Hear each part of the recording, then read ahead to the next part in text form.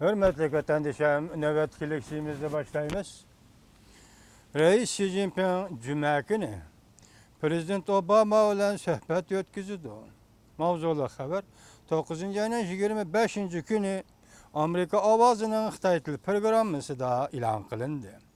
Haber mundaq başlandı. Cumhurbaşkanı Devlet Reis Xi Jinping Perşembe günü Washington'a yetip geldi. Amerika Qo'shma Shtatlarining muavin prezidenti Joe Biden aeroportga chiqib kutib oldi.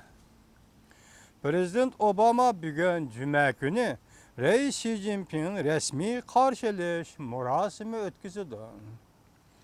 Prezident Obama bugun Juma kuni Reis Xi Jinping rasmiy qarshilish murosimi o'tkazdi.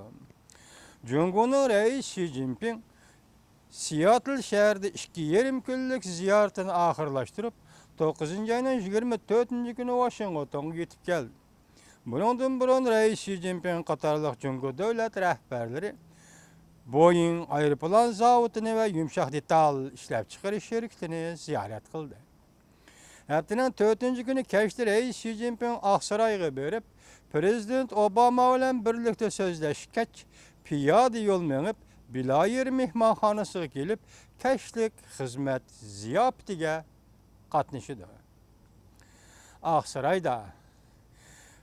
Ağsarayda xizmətlərə yardımçı mundaq bir nəfər ərbab mundaq görsətdi.